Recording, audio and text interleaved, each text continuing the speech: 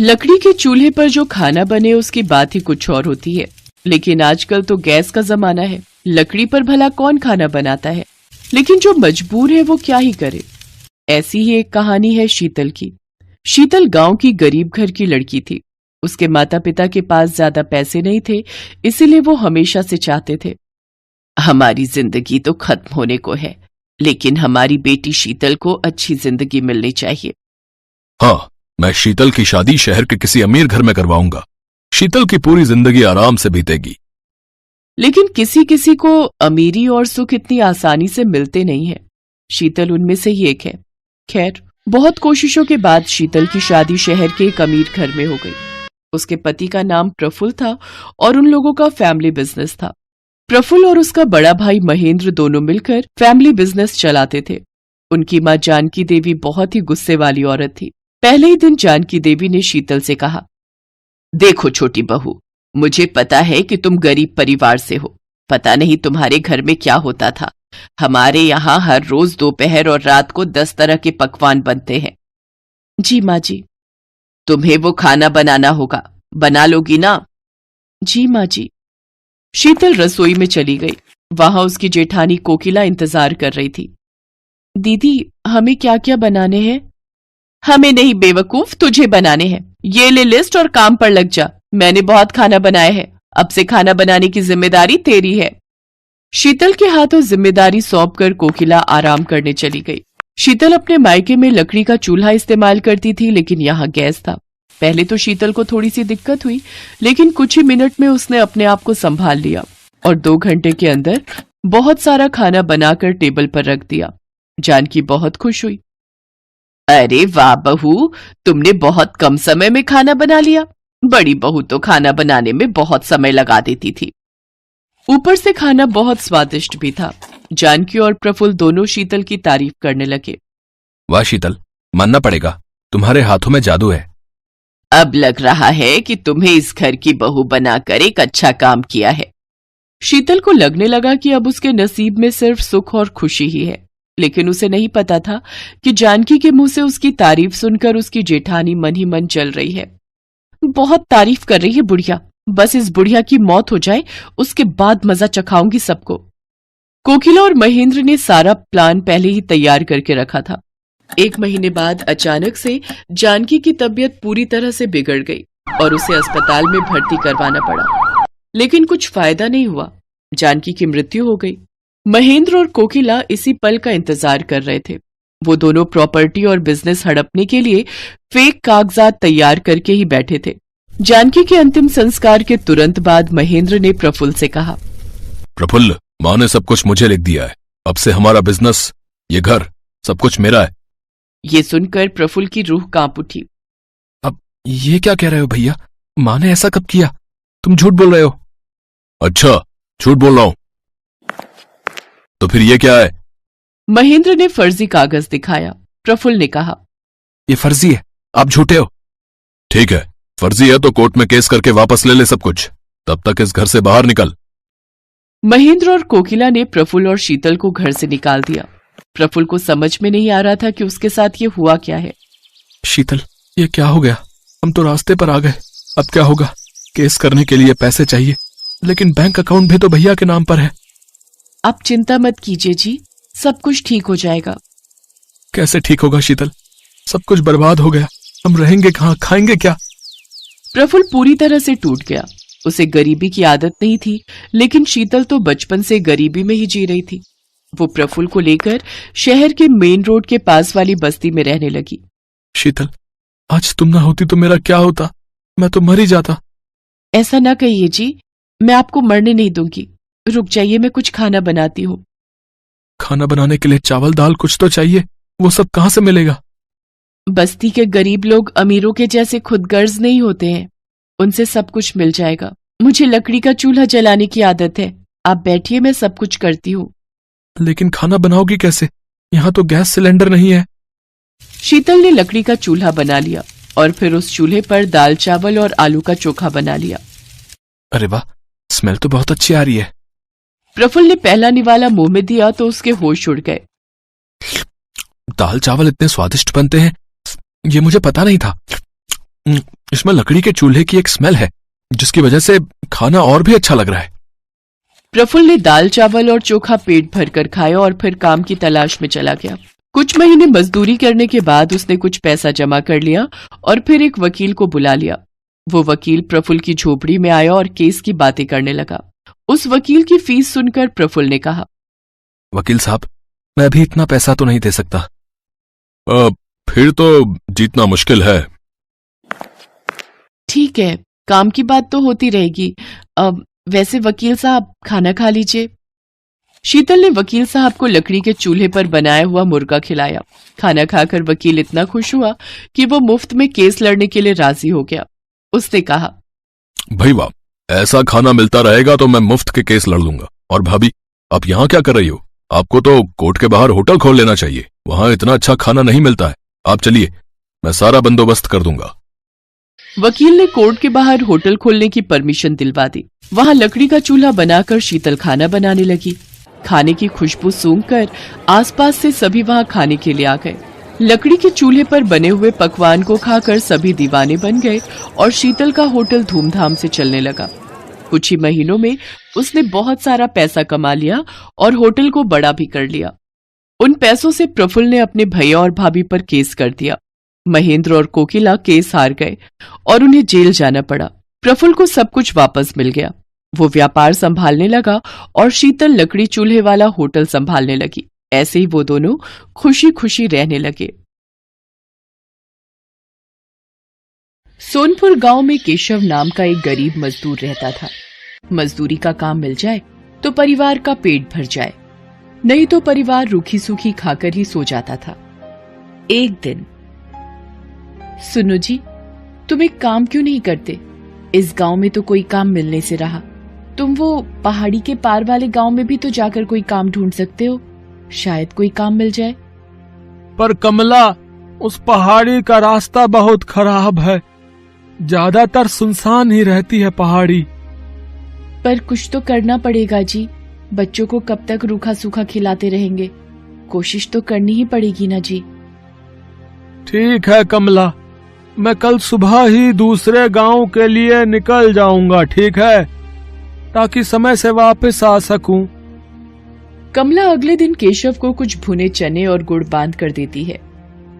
सुनो, ये कुछ भुने चने और गुड़ लेते जाओ, रास्ते में भूख लगेगी तो खा लेना। केशव मजदूरी करने के लिए दूसरे गांव निकल पड़ता है। वो उस पहाड़ी के रास्ते चलता जाता है। आधे रास्ते चलने पर केशव थक जाता है। वो सोचने लगता है, थोड़ी देर यहीं इस पेड़ के नीचे आराम कर लेता हूँ, फिर आगे बढ़ूंगा। अरे, कमला ने ये भुने हुए चने और गुड़ दिया था, थोड़े खाकर भूख मिटा लेता हूँ। केशव जैसे ही चने और गुड़ खाने लगता है, एक चींटी उसके पास आती है। भैया, क्या थोड़े से गुड़ और चने मुझे दे सकते हो? मैं और मेरी बहनें भूखी हैं। हमने बहुत दिनों से कुछ नहीं खाया है। तुम्हारी बड़ी मेहरबानी होगी। हाँ हाँ, ये लो, तुम इन गुड़ और चनों से अपना और अपनी बहनों का पेट भर लो। चींटी खुशी खुशी वो गुड़ और चने अपनी बहनों को खिलाती है। जैसे ही चींटियां गुड़ और चने खाती हैं, देखते ही देखते वो सब सुंदर परियां बन जाती हैं।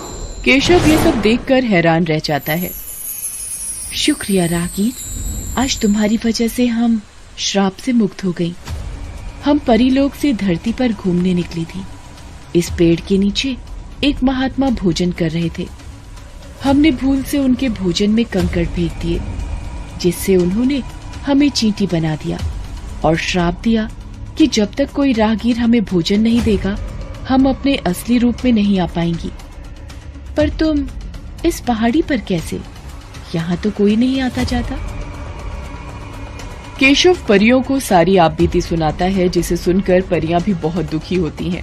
वो केशव से कहती हैं, तुम चिंता मत करो केशव, तुमने आज हमारी सहायता की है, इसलिए हम भी बदले में तुम्हें कुछ देना चाहते हैं। ये जादुई चूल्हा है, इस पर बर्तन रखते ही ये जल उठेगा और तुम जो भी कुछ खाने को मांगोगे बर्तन में पक जाएगा।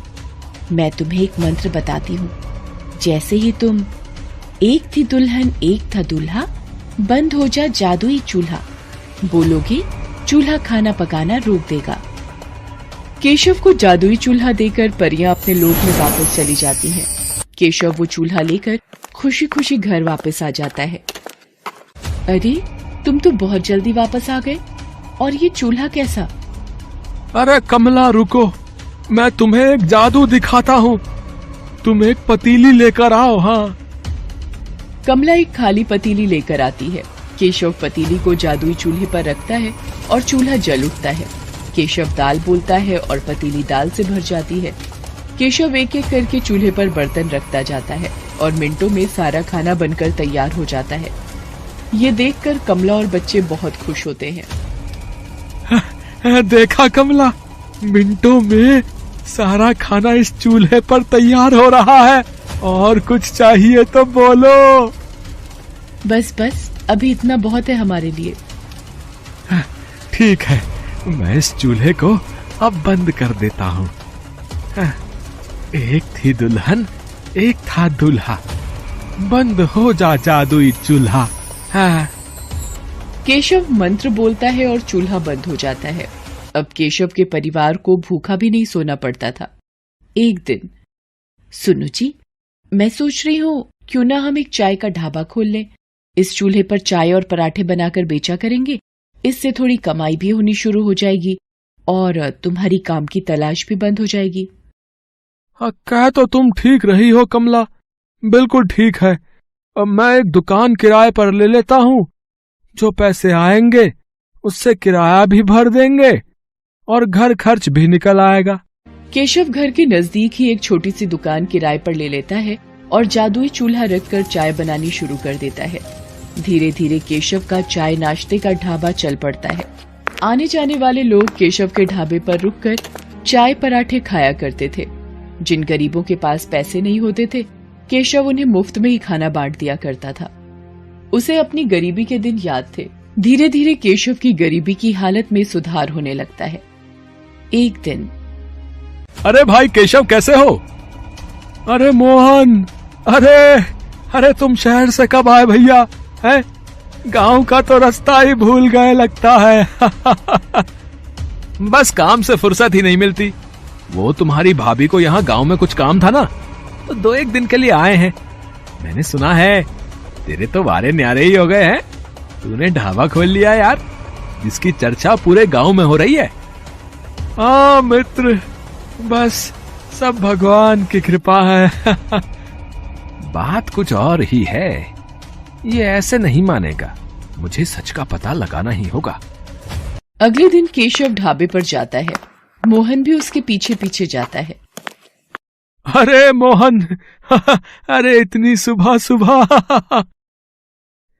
मैंने सोचा कल वापस शहर जा रहा हूँ, तो आज तुम्हारे ढाबे पर ही चाय नाश्ता कर लूं, है कि नहीं? पता नहीं शहर से फिर कब आना हो। हाँ मोहन, बिल्कुल बिल्कुल भाई, ये भी कोई कहने की बात है। अरे तुम बैठो, मैं तुम्हारे लिए चाय और पराठा लेकर आता हूँ ना। केशव ढाबे की रसोई में चला जाता है। मोहन केशव को छुपकर देखने लगता है। ये क्या जादू है? केशव ने इस चूल्हे पर पतीली रखी और खाली पतीली चाय से भर गई। अरे अब ये तवा रख रहा है। ये क्या, पराठा भी बन गया? ये तो कोई जादुई चूल्हा है। अच्छा, तो ये बात है।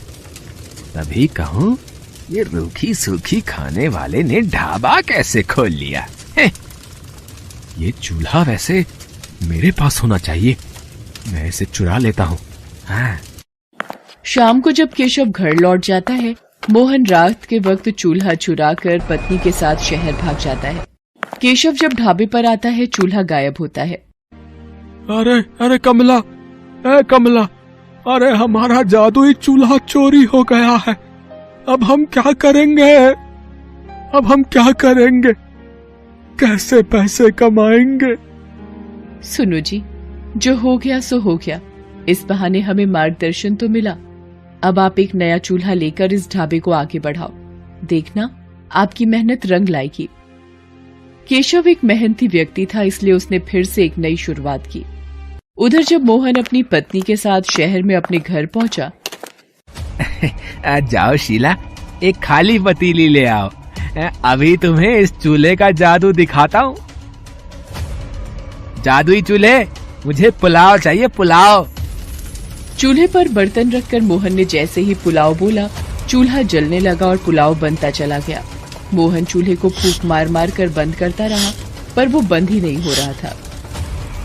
अरे ये चावल बनने तो बंद ही नहीं हो रहे। अरे ऐसे तो पूरा कमरा भर जाएगा, हम दोनों चावल के ढेर में दबकर मर जाएंगे।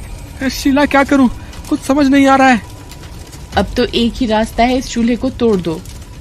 हाँ, ये ठीक रहेगा, मैं इस घटिया चूल्हे को तोड़ देता हूँ। मोहन गुस्से में चूल्हे को पटक कर तोड़ देता है। चूल्हे के 2 टुकड़े हो जाते हैं और जादू खत्म हो जाता है। चूल्हे की जगह मिट्टी का ढेर पड़ा रह जाता है। केशव को जादुई चूल्हे की मदद से काम मिल जाता है और वो मेहनत से पैसे कमाने लगता है, जबकि मोहन के हाथ में आकर जादुई चूल्हा मिट्टी हो जाता है। किस्मत भी उनका ही साथ देती है जो ईमानदार और नेक दिल होते हैं।